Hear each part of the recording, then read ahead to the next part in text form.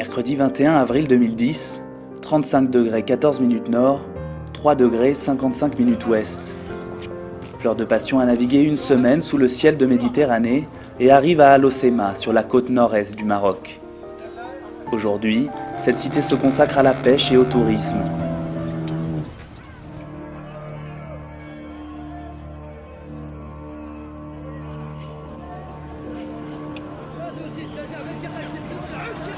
Au Maroc, l'activité de pêche génère une production annuelle de plus d'1 million de tonnes. Le pays se place au premier rang des producteurs africains. À l'heure de l'ouverture des frontières économiques mondiales, le Maroc paraît conscient des défis à relever pour un développement harmonieux. Le ministère de la Pêche a mis en place une stratégie de croissance dont les axes sont la promotion sociale et professionnelle des gens de mer. Seulement voilà, ici on trouve toujours les chalutiers. Pourtant interdits, ils ratissent les fonds et ceux au plus près des côtes, mettant en danger l'équilibre de la biodiversité marine.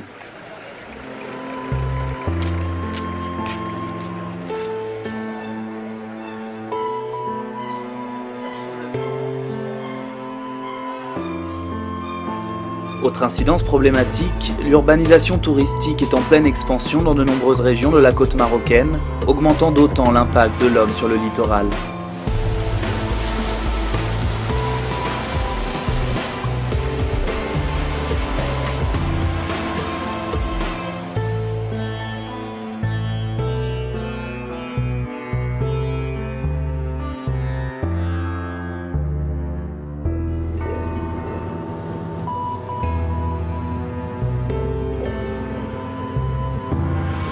L'expédition scientifique The Changing Oceans rentre dans une nouvelle phase.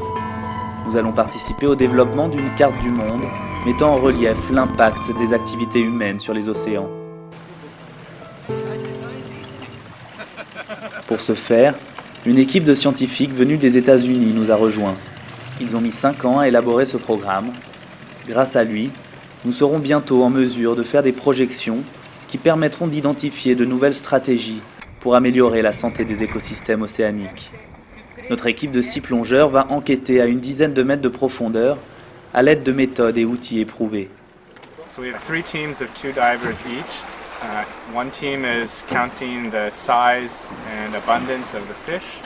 One team is looking at the invertebrate and benthic community, and another team is gathering algae that we bring back to the boat to weigh. And in each case we are getting estimates of the amount and the weight of these different levels of the food web, and from that we can get a sense of how healthy the community is.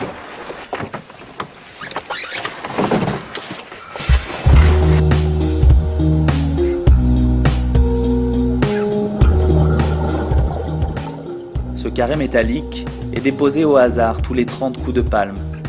Il sert à délimiter une zone dans laquelle sont dénombrés et répertoriés les invertébrés.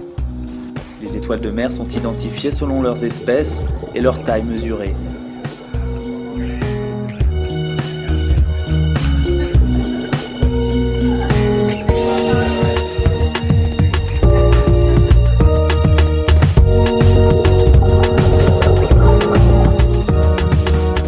Une autre équipe s'occupe de prélever à même la roche toutes les algues qui la tapissent. Ainsi, 5 zones d'une trentaine de centimètres carrés seront minutieusement nettoyées. Les algues récoltées seront remontées à la surface pour être pesées. Un peu plus loin, Ben Alpern, le chef de l'équipe scientifique, effectue un comptage des espèces de poissons qu'il observe tout au long d'une zone délimitée.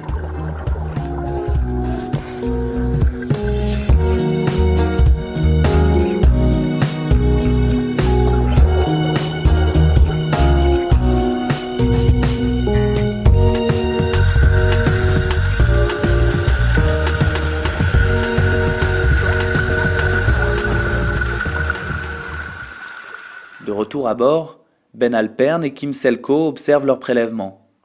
Grâce à cette étude, ils vont pouvoir affiner leur carte. Pour la première fois, il est possible de prendre du recul sur l'effet combiné de l'activité de l'homme, de la pêche et des changements climatiques. We use the microscope to identify the species of the algae because they're many types of species that look very similar. So this helps us get a sense of the diversity of the algae, which is at the base of the food web, and that gives us a sense of other species that use the algae for food or shelter. That the diversity of algae often indicates a diversity of invertebrates and then fish, so it's a good indicator of the health of the system.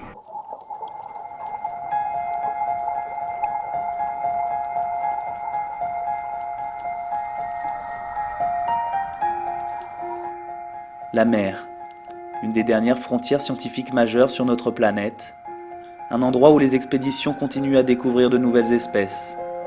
Quels sont leurs rôles dans l'écosystème? Comment réagissent-elles aux changements environnementaux? De quelle façon cette biodiversité évolue-t-elle sous notre influence? Autant de questions qui constituent le mystère des profondeurs.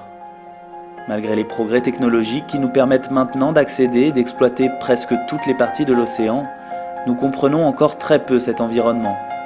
Nous continuons à négliger son équilibre.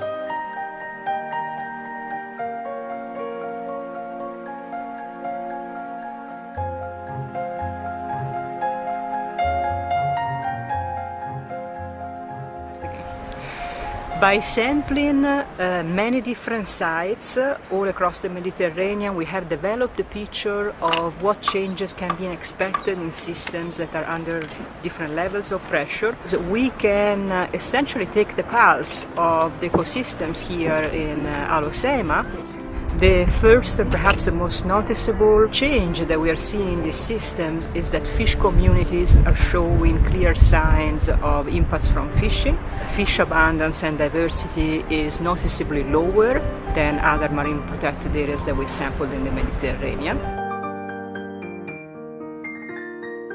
Grâce à ce travail, nous allons enfin pouvoir réaliser quel est l'impact réel de l'homme sur les océans. Sur la carte, plus les zones virent au rouge, plus elles sont affectées par l'homme. Plus elles tirent vers le bleu, plus elles sont vierges. Malheureusement, le bleu a quasiment disparu de la carte du monde. Toute notre activité tente d'enrayer ce déclin brutal. The Antonia Foundation and Changing Oceans expeditions has a chance to spread this knowledge around the world, and there are many simple ways of improving the way we manage our ocean, but the knowledge is not out there yet. So with a little bit of communication and education and a little bit of research, I think we can really have a big impact on the fate of our oceans.